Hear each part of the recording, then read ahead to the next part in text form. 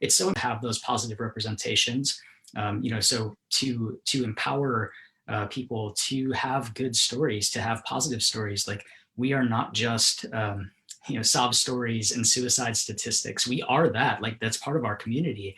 But there's so much joy and power and magic in being transgender. And like, for me, like, I love being trans. I like absolutely love it. I think it's such a special experience to think about, like, how what a rich experience it is to live in this world, to have had the upbringing that I had and the experiences that I had, to become and be the person that I am today, and to continue to grow and evolve.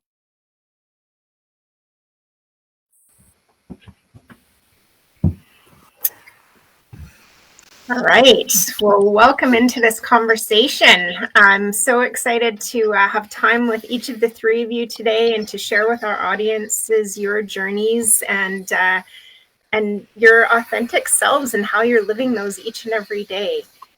And I love that opening from Chris around trans joy and how we really celebrate and live into our authentic lives.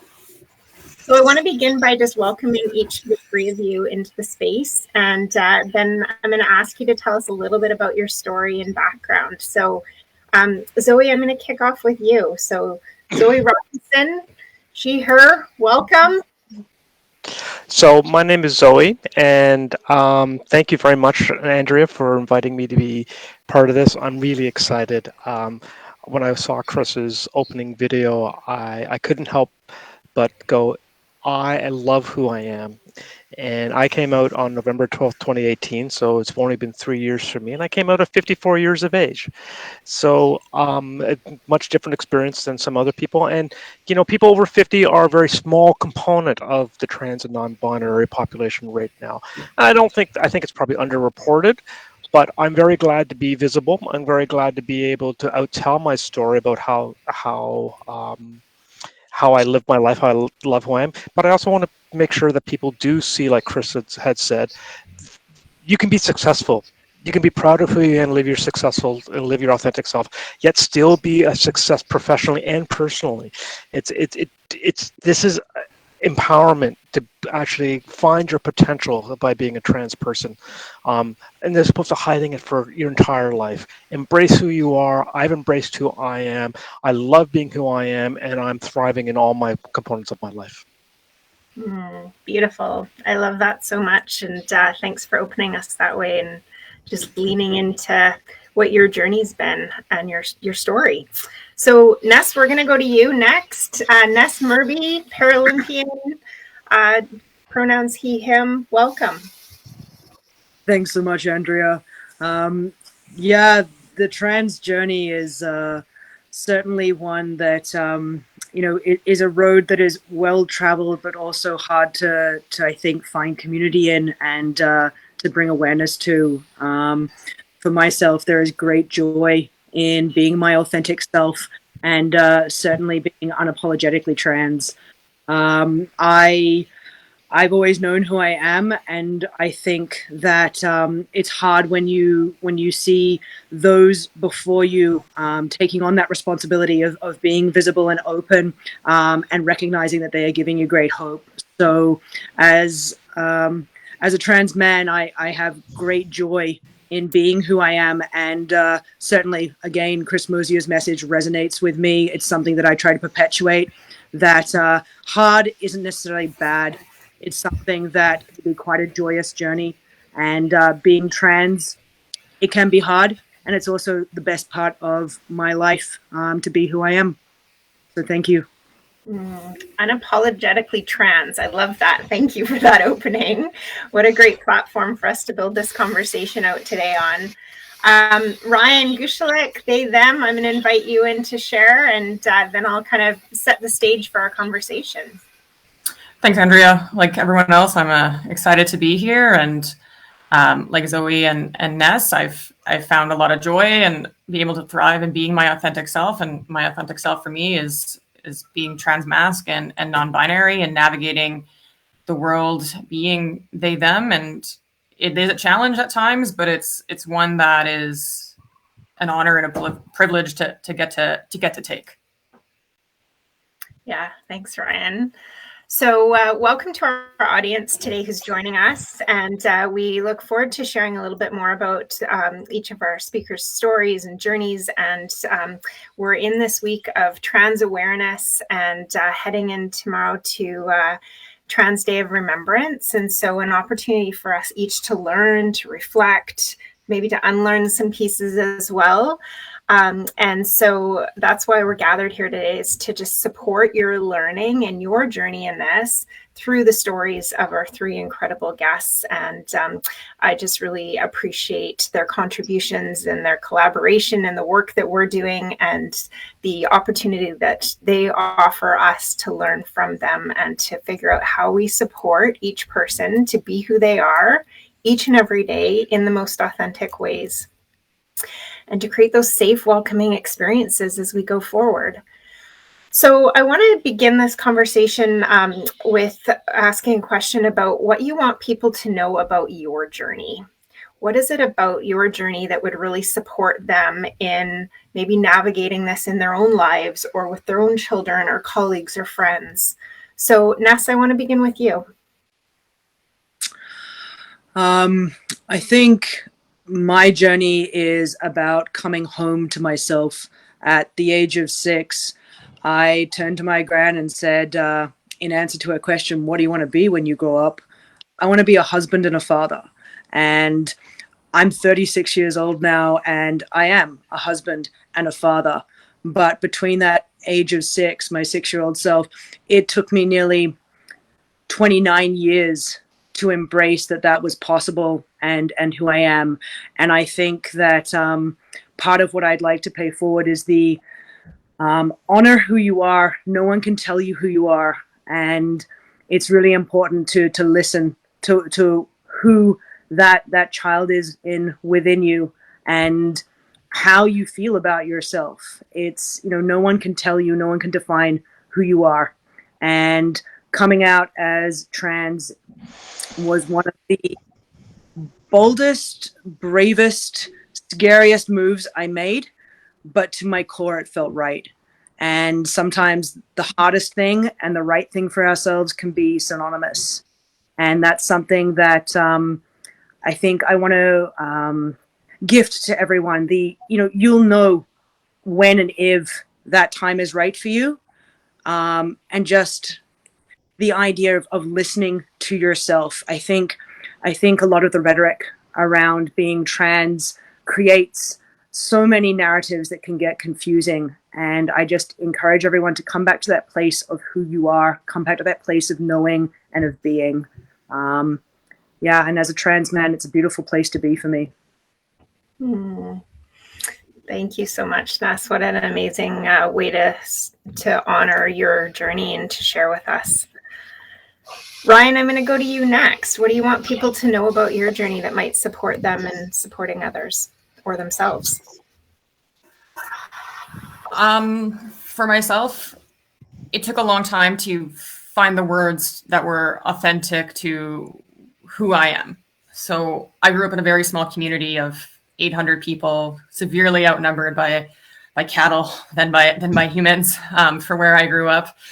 And I didn't have role models to look up to. I didn't grow up with internet in my home. I barely have cell service where I'm from. So I didn't have language. So it took me a long time to figure out the words to be authentic and describe who I am. So if you're on this journey and you don't know how to describe yourself, it's okay. Just take your time. You'll find something that fits. It doesn't have to be a rush, and there's not necessarily an end game or an end point that we all need to strive to get to. We're all on our own journeys where some of us transition, some of us don't, some of us do things differently, and that's all okay. And everything and every choice that you make on this journey is valid. Yeah, wow. Thank you for that. Zoe, to you. I think my experience is, as I said, I came out at 54, so that was 3 years ago. At the time, I had a 15-year-old daughter, a 20-year-old son. I was married and living in Vancouver. And what I learned was that you have to be happy and love yourself to be able to be loved by others and to be able to love others. And I wasn't loving myself, who I was, and being able to live my authentic self and come out. It was difficult, no question of that. But the relationships I have with people have been so much better because now I've just accepted who I am and thrive in that space. But for older people who are questioning their gender identity, it's hard because the fact of the matter is there is a lot of risk. And I've heard lots of stories of how both male and female people who are questioning their gender identity. It's so much better. And I think that balancing family, the loss of children, the breakup of marriages, the potential loss of jobs, and particularly if you're the sole or a major earner in your household, these are all real things. And there is no right decision. I think Ryan said it best, is that there are probably many people who feel a certain way, know who they are, but aren't willing to or don't want to take the risks that are involved with that. And that's okay. I hope that people can find the support they need in their family or through their friends and colleagues to be comfortable where they can be, to express themselves and to be their authentic selves. But I do understand, which is why I think that I said earlier in my earlier comment, why only 9% of Canadians, of LGBTQ people are non-binary, trans people are over the age of 50s, because I think that's a complication. And but it doesn't mean that you can't find a place. It doesn't mean you can't be successful. And what I would like to tell people is that in Canada, while there are barriers, no question, I think there are more progressive organizations out there now who will support you. I'm fortunate because I'm an accountant by training, and I have a knowledge industry position, and so I'm fortunate, and I express that, and I can't speak for what other people go through, but I think that talk to your family if you feel comfortable. Talk to a confidant, a close colleague, friend, and ultimately, if you feel that there's space to find something at work, go to human resources. The more and more people are becoming trained on how to handle this, and there's lots of resources for that. So, bottom line, love yourself. You can be successful. It does get better. It does become great. And but if that's not going to work for you right now, that's okay too. And just be comfortable with who you are. That permission to belong to ourselves first and be comfortable with who you are. Thank you for that. As we look at this topic, and it's become a topic that we're actually talking about and exploring and trying to figure out sort of how we navigate it in society and how we support people as they are on their journey. What do you think we need to evolve in our thinking about gender and how gender shows up in our lives and how we, I'm going to say, label gender? So, Ryan, can I start with you on that question? Yeah, you can for sure. I would say the thinking around gender maybe needs to evolve into a place that things are fluid and that people may identify differently at different times in different spaces, and they may present differently at different times and different spaces and express their gender identity and what they want in different ways and all those types of things, whether it's like clothes or voice or any of those. And that just because someone presents, I don't know, masculine in one setting and then they show up the next day to work presenting more feminine, that doesn't mean that they're any less valid or that they're wrong or confused or any of those things. They're just on the fluidity of gender expression and gender identity. And I think if we all got on board with that idea, then people could just show up how they wanted to show up and be what they needed to be for themselves that day. Yeah, thank you. What a great way to kick us off. Ness, you're nodding, so I'm going to go to you next. Yeah, certainly. I think we get caught up a lot as society and culture in the narratives of definition. What is feminine, what is masculine, and we're already sitting there in a dichotomy when we look at those two things, and they're not separate. My 7-month-old kid, she, they, until she tells us otherwise. And, we witness people gender interpreting all the time, and we're wondering why. And we've experienced that, she's wearing yellow, she's wearing green, they've got an elephant toy, their soother is white and pink. And this idea that for her expression, it's being defined by people's lens of perspective. And so what my wife and I have talked about is, oh, how interesting, unless we are at a polarized point whereby we're dressing her entirely in pink, the narrative tends to be that people interpret our kid as a boy. And so that then is this wonderful opening for a conversation of, okay, we can talk about this when we're talking about our kids, and people don't tend to get as defensive. And so when we unpack that, it's this idea of, oh, right, well, because we associate certain things with different genders. And so, as Ryan said, showing up dressed one way, dressed another way, we need to start recalibrating the way we're interpreting our world. So we're not actually putting everything in neat little boxes of A and B, but rather we're looking at people, and we're human beings, and we express ourselves individually. We've got nearly 8 billion people in the world, and no one is the same. And once we can start to look at people for who they are in getting to know them, it's going to make our identifying as who we are, representing, showing up as who we are, a much safer experience. Yeah, how do we get out of the boxes that we want to put people in and just show up for people? Love it. Yeah, it's an interesting perspective, and I think that the future of the idea about gender does rest with our young children and our youth, because I think they grow up in a much different world than I grew up in. So I grew up in an age where gender was very rigid, and I think that getting to the point where people accept a person as a person. What are the values you have as a person? How do you treat other people? How do you carry yourself? What's important to you as an individual? Does it matter how you dress? Does it matter how you present?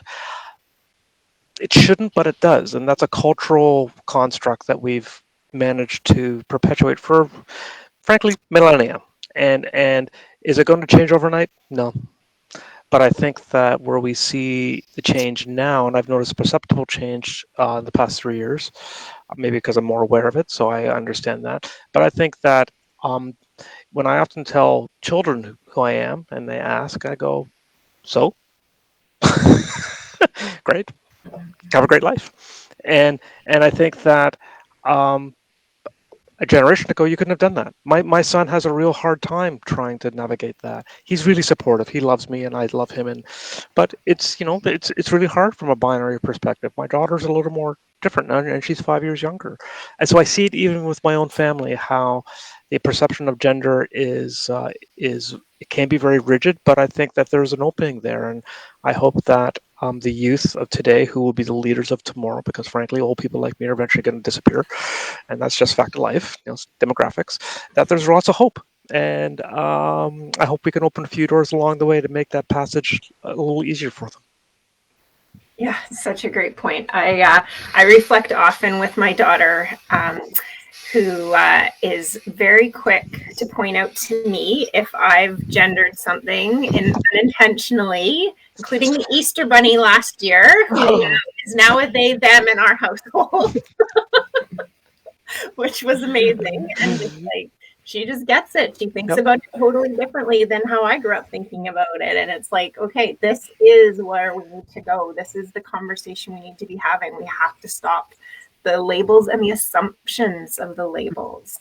But this is why I think it's so important that in school this is taught, and that because those are such important developmental stages for children to go through, and to change the narrative in the educational system is really, this is not politics. This is about respecting humans all around, and what they have. And it's sad that in some places it has become a political fight.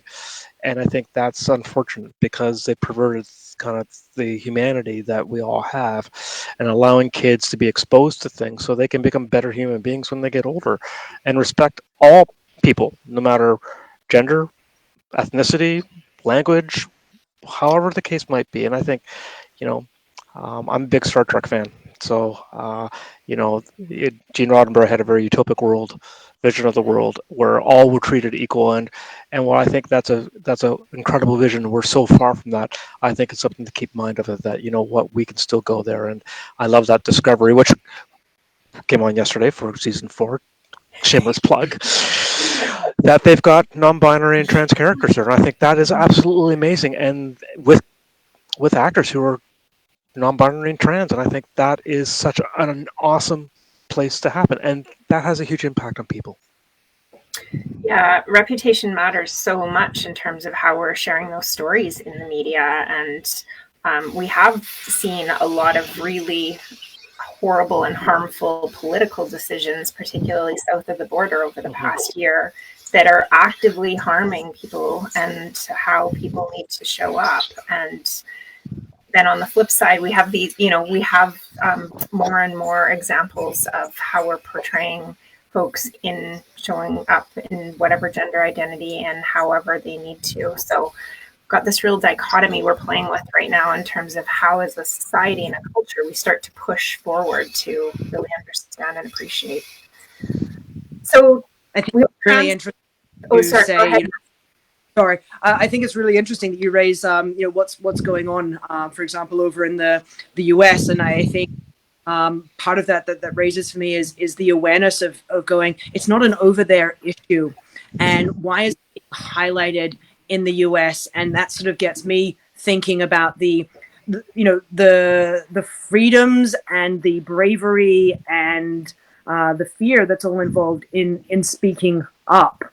And so, we've got similar issues happening over here in Canada where, erasing LGBTQ education in schools, trans kids in sports, being blocked for trans individuals in Canada, the right to change your identity being retracted here in Canada as well. And so I think what that catalyzes for me is the thought process of, okay, so let's have some empathy and compassion for the pushback and work out where this is coming from.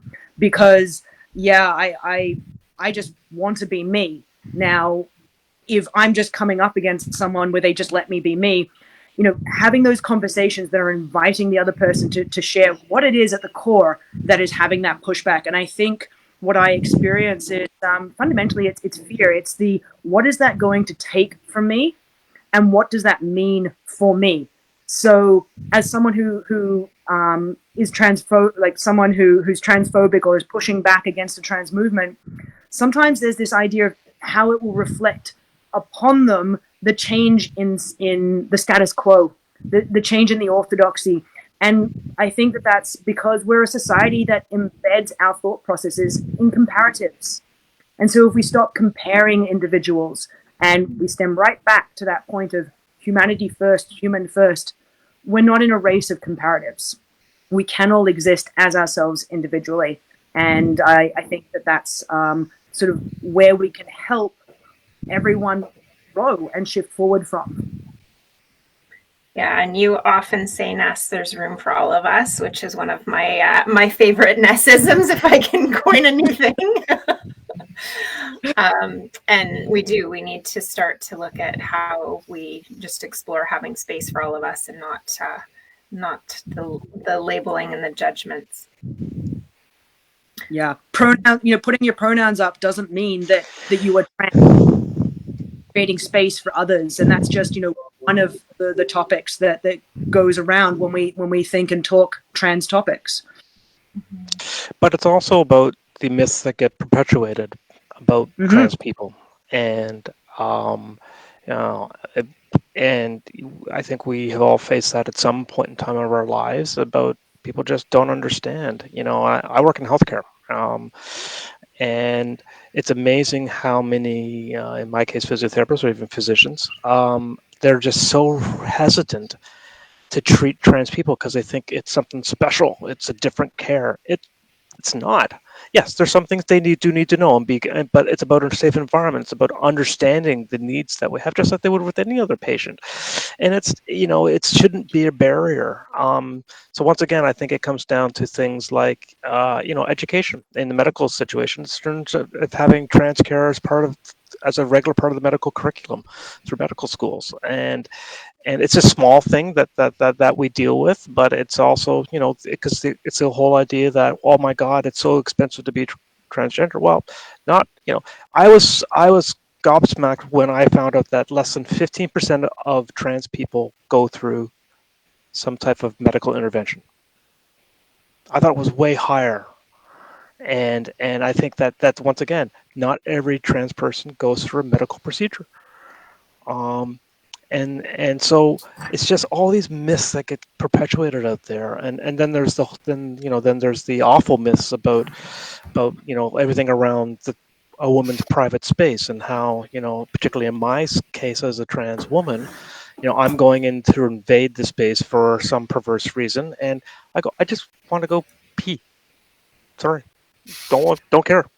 I just just like you, and it's those myths which, unfortunately, in places where these where difficulties do occur, the myths get perpetuated. They get perpetuated by loud groups, politicians, and lobbyists, and other types of, unfortunately, transphobic activists, and they have a platform, and it's horrible. But that's why it's important to do things like we're doing today, and to be able to stand up and speak about our experience, which is, hey, I just want you to be me. Hey, say hi to me. That's all I care. You can disagree with me, and I say this. Disagree with me all you want about the idea. Just treat me as a human being, as you would treat anybody else. How is that difficult? Yeah, thanks for that, Zoe. Ryan, do you want to add to this segment of the conversation as well? Yeah, I think for me, I echo Ness and Zoe. Like, I just want to exist in the world as Ryan. Like, I just want to be me, and I don't always want to be, trans first, or my sexuality first, or any of those types of things. Like, I just want to be Ryan, and like, I have a lot more to me than, my gender identity and how I express my gender. And I think, it's the same for all, for most trans people. It's like, there's a lot more to Zoe and Ness than transness, as there is for every. So yeah, we're trans, but we're people first. And there's a lot about us of strengths, and like a lot of resilience and other good traits. And some of that may come from being trans, but a lot of that just comes from just general life experiences and just being human and interacting in the world as other humans do.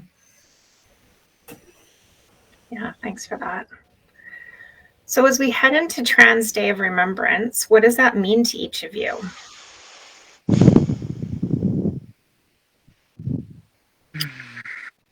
Zoe, do you want to lead us off?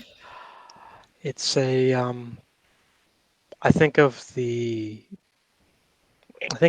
trailblazers before us, both those who are known, like Marsha P. Johnson, to others who will never be known because they never had the chance in order to thrive.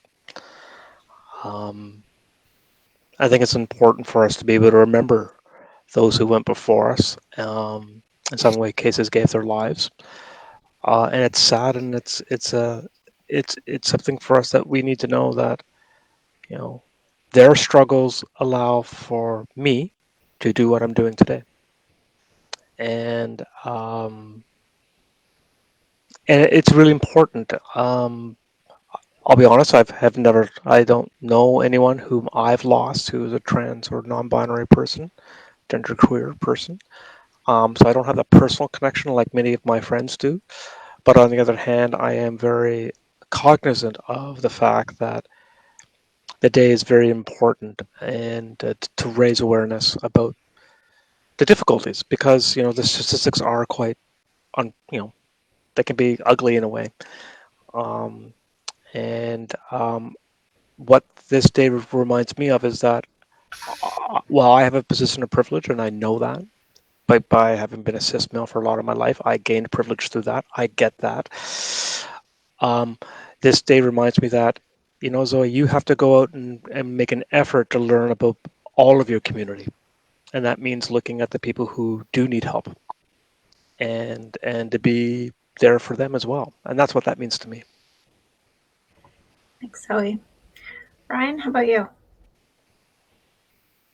Yeah, it's a day for me to reflect on people that came before me and paved the way and allowed me and did a lot of the heavy lifting to allow me to be who I am and hold the spaces that I do, with a sense of relative ease in regard to my gender identity. It's also a day where I acknowledge my privilege being white and now more masculine, presenting, and the safety that affords me, within the community, within the spaces. So that's what this day is for me. It's a day to reflect and also a day to acknowledge the safety that I have as well. Thank you. Ness?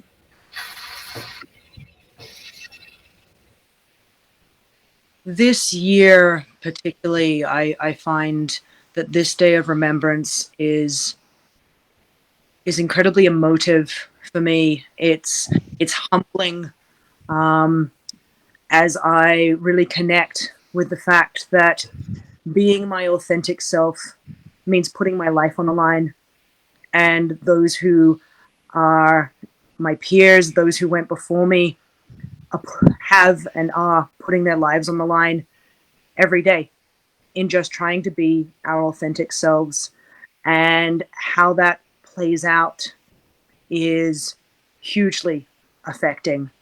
It shouldn't be a case that we must vigilantly prepare for and accept possibility of harm, but it is a reality. And this day also reignites my commitment to myself and to others as a responsibility to try and help make that difference. As a Paralympian, as I began coming out as trans in 2016, I have been to Brazil, I have been to Qatar, I have been to,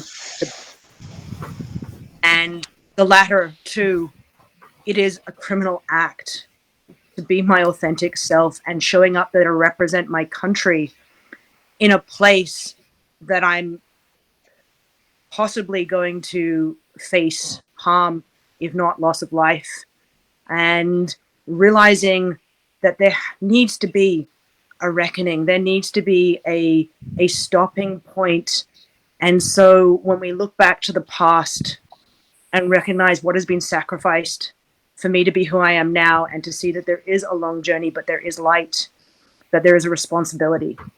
And so remembrance to responsibility, to a consciousness of enjoying and joyfulness of being who I am, to pay homage to every single person who has faced this and rose. Whew.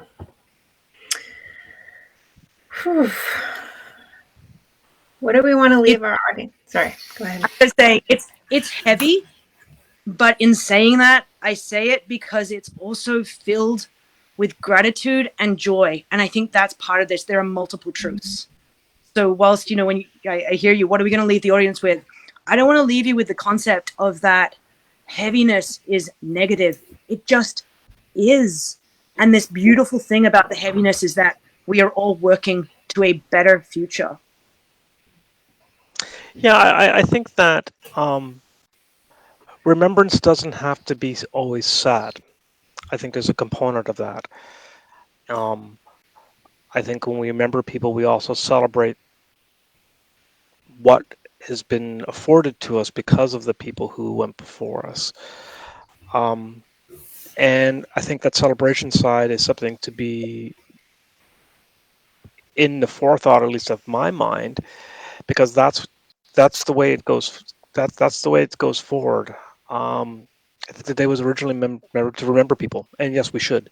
But I want people to take away from this is that while the Trans Day of Remembrance is about remembering people in the past, it's about celebrating where we can go in the future as well, because of the way the past was paved.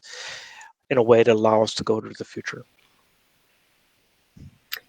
So balancing the remembrance with the gratitude about the strides we've made, and really reflecting on what we can do next to each take action to make this a safer space, to have these conversations, to open up the floor, to understand each other, and to put each other in all of our humanity at the center of these conversations.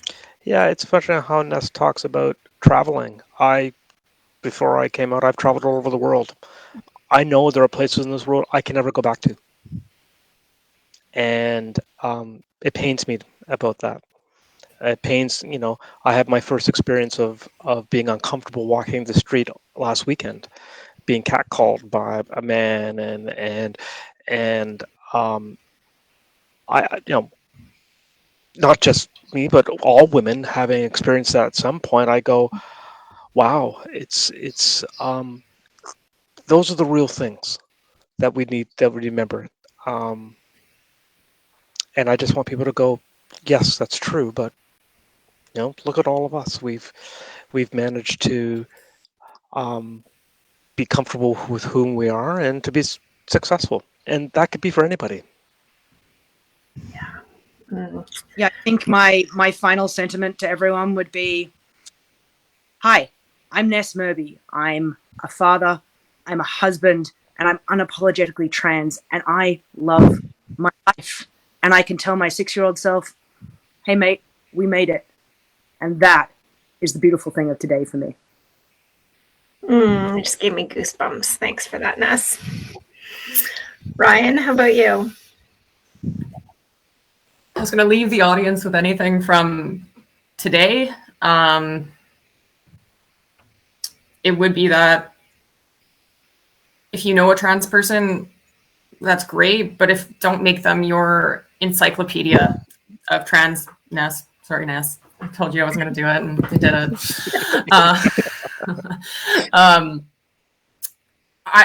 it. Individually, I am the expert on my own trans journey and my own trans experience, but I cannot speak to Zoe or Ness or anyone else's trans experience. So as much as for myself and the people around me, I am open to answer questions about my transness and my journey and the things that I've struggled with and had to find resources for and things like that. It's only about my one experience, and don't get sucked into the danger of a single story, or and do some research yourself before you engage in those conversations. I don't know, as a trans person, I don't always want to answer all the questions that I get asked. I do, mostly, because that's a good thing for me to do, but take the burden away from the trans person and having to do the education, and do a little bit first before you go and ask your questions. Amazing. A call to action for people to do the work, build the relationships, understand, be open, and create more humanity in the world. Right. I think one thing you talk about, Andrea, a lot is belonging. And it's sense that the work that we do is to get people belong and feel comfortable with that. And I think that's really what we're trying to say here is that creating an atmosphere with your friends to include trans people to belong in that space as well. Because, hey, you know what? We're pretty cool. We've got some interesting stories. There's lots of funny stuff I could tell you about it as well. And you know what? Hey, invite us in. Give a glass of wine, a glass of scotch, and a bottle of beer. Hey, whatever you want to do, invite us in, because hey, we're fun to be around. Yeah, well, I can attest that each of you are fun to be around, and I will happily enjoy any beverage at any time. And I'm really grateful that each of you joined us today to share your story and to plant some seeds for our audience in how they can maybe approach and think about some of the gender journey, I'm going to call it, and also explore how we really put people at the center to create more cultures of belonging. So thank you to each of you. I'm so grateful to know you and care about you and have you on our team. And for our audience, keep learning, and you can connect with us at connectedinclusionincorporated.com if you want a discussion guide and some resources to support you. and also happy to hear from you if you need some support in this area beyond that. Thank you so much. Take good care, everyone. Thank you. Thank you, Ryan. Thank you, Ness. Great Thank to see you, everyone. Thank you, Andrea, for inviting us.